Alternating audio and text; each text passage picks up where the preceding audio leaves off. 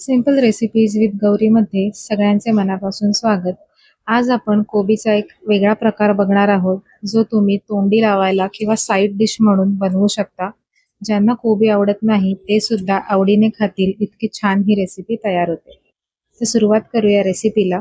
सगळ्यात आधी मी ते 1 वाटी उभा पातळ चिरलेला कोबी घेतलेला आहे. तुमच्या आवडीनुसार तुम्ही कोबी उभा किंवा बारीक चिरून घेऊ शकता.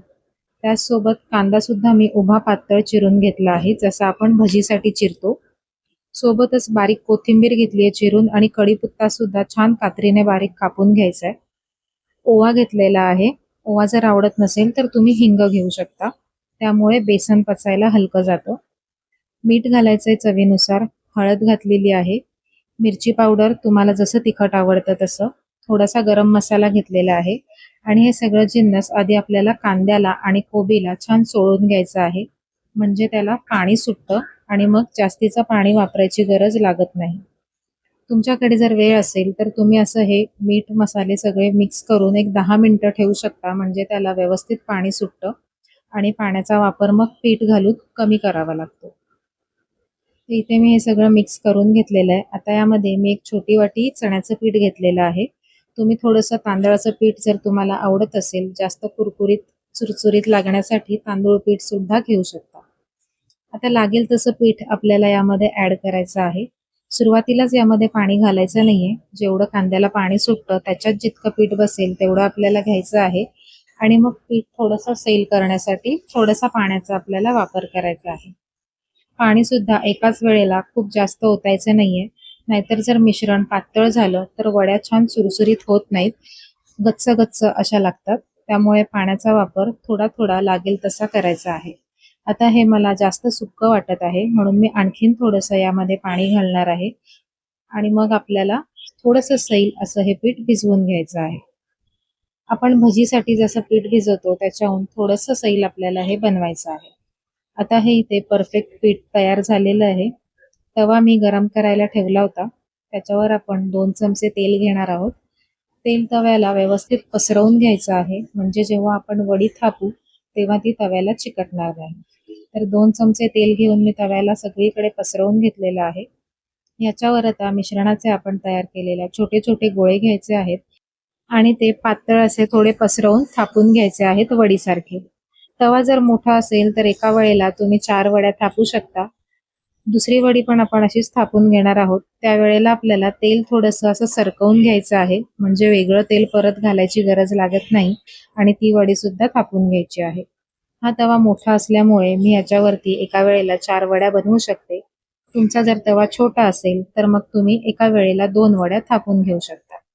प्रत्येक वेळेला तेल वेगळं आपल्याला घालायची गरज नाहीये. तव्याचंच तेल थोडंसं एका हाताने तवा उचलून जिथे वडी थापायची आहे तिथे सरकवून घ्यायचं आहे आणि मग आपल्याला वडी थापायची आहे.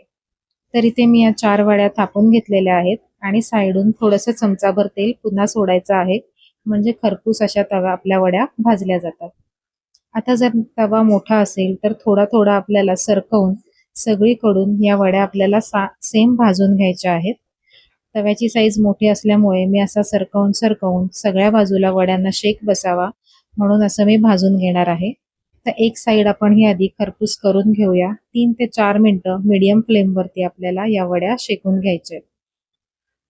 3 ते 4 मिनिटं झालेली आहेत. आता वडी पलटी करायच्या आधी वरच्या साईडून आपल्याला थोडंसं तेल घालायचंय, म्हणजे जेव्हा आपण वडी पलटी करू तेव्हा ती खालती तव्याला चिकटणार नाही. तर आता आपण जी वडी अगदी अलगदरित्या सुटते आहे अशीच वडी आपल्याला पलटी करून घ्यायची आहे. खूप जास्त जर तुम्हाला मेहनत करायला लागत असेल वडी पलटण्यासाठी, ती होत खालतून सुटत नसेल तर जबरदस्ती सोडवू नका, नाहीतर ती तुटू शकते. आणखीन 1 मिनिटभर ती आपल्याला छान भाजून घ्यायची आहे आणि मगच पलटी करायची आहे.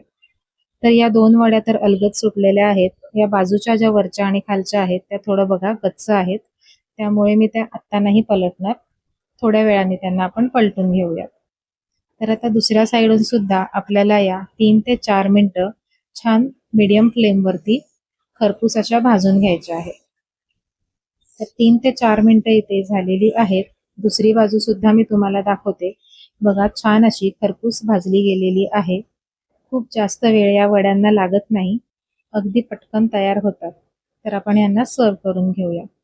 अगदी वरण भाताबरोबर खाण्यासाठी साईड डिश म्हणून अगदी परफेक्ट आहे. तोंडी लावायला तुम्ही ही घरी झटपट अशी बनवू शकता. साध्या आमटी भातासोबत सुद्धा खूप छान लागते.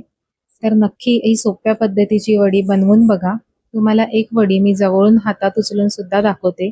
छान अशी खरपूस ही तयार होते. तर नक्की ट्राय करून बघा.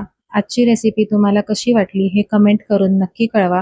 रेसिपी आवडली असेल तर व्हिडिओला लाईक करा, मित्रपरिवारासोबत शेअर करा आणि अशाच सिंपल आणि सोप्या रेसिपीज बघण्यासाठी सिंपल रेसिपीज विथ गौरी या चॅनलला सबस्क्राईब करून बेल आयकॉन सुद्धा प्रेस करा. अशाच सिंपल रेसिपीसोबत पुन्हा भेटूया. नमस्कार.